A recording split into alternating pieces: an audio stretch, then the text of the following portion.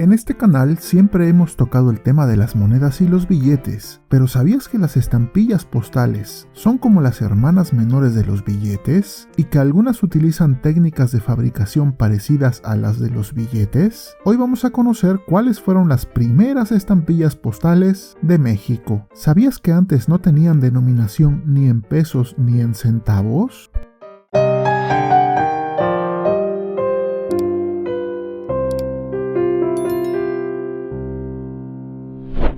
Las primeras estampillas postales en México surgieron en 1856, gracias al decreto del presidente Ignacio Comonfort, y como parte de la creciente necesidad de un sistema postal organizado en el país. Aunque la correspondencia y el transporte de paquetes había existido en México desde hacía siglos, la introducción de las estampillas postales marcó un hito importante en la historia postal de México. Las primeras estampillas postales de México fueron emitidas en agosto de 1856 y hoy nos resultan muy curiosas porque, a diferencia de las estampillas actuales, que tienen denominación en pesos y centavos, estas tenían valores que iban desde el medio real, el real, los 2 reales, los 4 reales y los 8 reales. Estaban en color azul, amarillo, verde, rojo y lila, dependiendo del precio. Como podrás ver, el diseño es muy bonito y con varias curiosidades. La efigie que aparece en toda esta familia de timbres es la del padre de la patria, Don Miguel Hidalgo y Costilla, con un estilo muy particular, digamos que muy a la antigua, diseñado y grabado por José Villegas, director de la imprenta del gobierno. Estos timbres fueron elaborados, impresos, en el taller litográfico del gobierno, ubicado en la calle de Moneda, en lo que hoy conocemos como el centro histórico de la Ciudad de México. Se imprimieron alrededor de 1 millón de medio real, 1,5 millones para los de 1 y 2 reales, 1 millón para el de 4 reales y 150,000 para el de 8 reales. Todo esto en cifras aproximadas, por mencionarlo de alguna forma, solo para que nos demos una idea de cuáles se esperaba usar más por la población.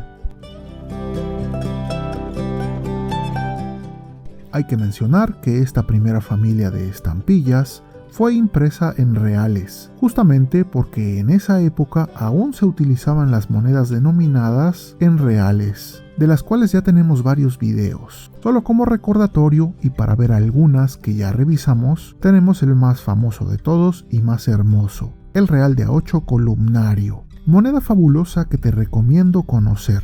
También por ahí ya tenemos un video hablando de la moneda de Iturbide, también en reales, con la curiosidad de que el águila real que debería ostentar parece más bien un pollito, y de ahí su nombre de cariño de Real de Pollito. También ya hemos revisado el real republicano, donde tenemos una versión muy cara y buscada, donde podemos ver el águila de perfil. Yo apenas pude conseguir esta en muy pequeña denominación. Y luego el también real republicano, más común y con el águila con las alas extendidas. Piezas muy coleccionables y muy bonitas. Todo este tour es solo para que tengas un contexto de cómo se usaban las monedas en aquella época. Y claro, sin olvidar que además de los reales, también tuvimos escudos, la moneda de oro usada por los más acaudalados. Tiempo después, el cono monetario cambiaría a pesos, y así también las estampillas postales lo harían.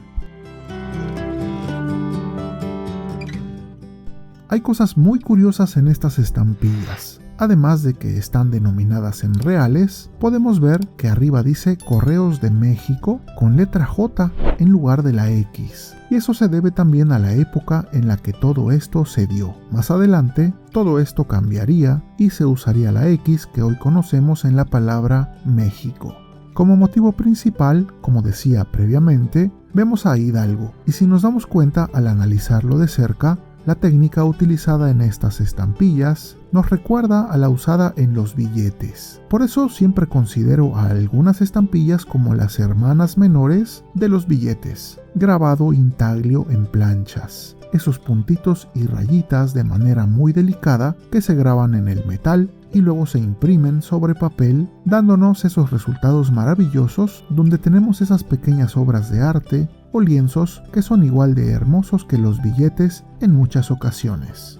Por todo esto es que, aunque el canal es de monedas y billetes, de vez en cuando también incluyo a estampillas, bonos y acciones, porque el arte que contienen también tiene un paralelo respecto a lo que vemos en los billetes, y también es bonito apreciarlos y conocer la historia que encierran.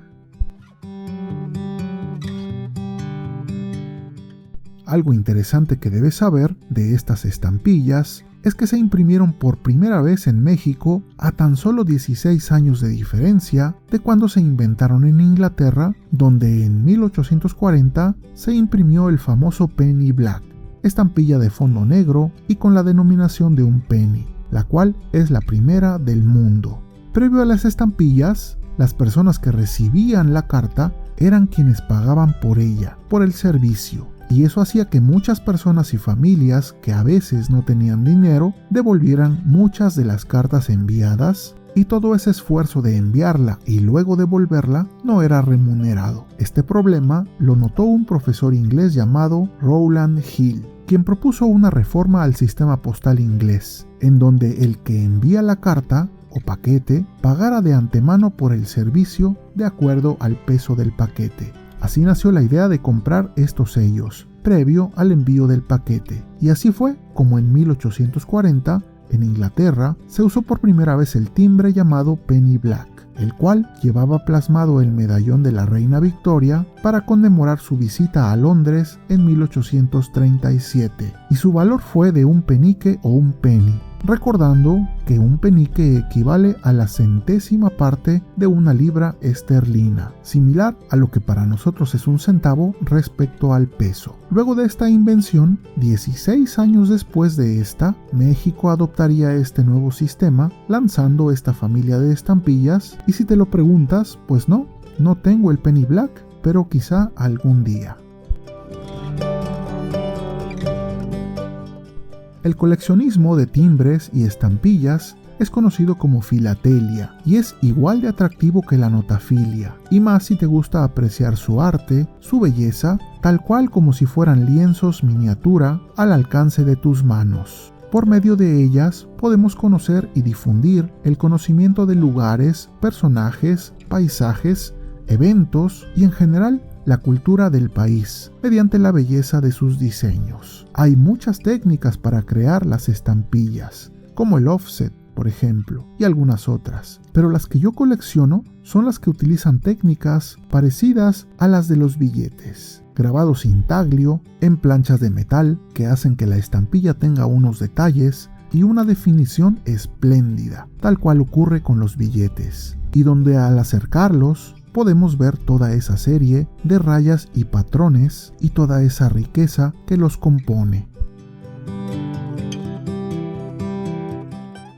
Antes de terminar el video, envío un agradecimiento especial a nuestros amigos numismáticos que han obtenido una membresía del canal. Gracias a ellos y su soporte moral es que este proyecto sigue adelante, difundiendo la bella numismática, incluso la notafilia y la filatelia mexicana, a todo el mundo. Gracias por creer en esta iniciativa y sobre todo por ser parte de ella. También agradezco en general a todos los que llegaron hasta este punto del video, ya que gracias a ellos, a su me gusta y a su suscripción, es que este canal sigue creciendo y llegando a más personas. Si les gustan este tipo de videos, dejen un comentario y recuerden siempre apreciar las monedas y billetes, no solo por su costo monetario, sino también por su valor histórico, artístico y cultural. Esto es Numismat.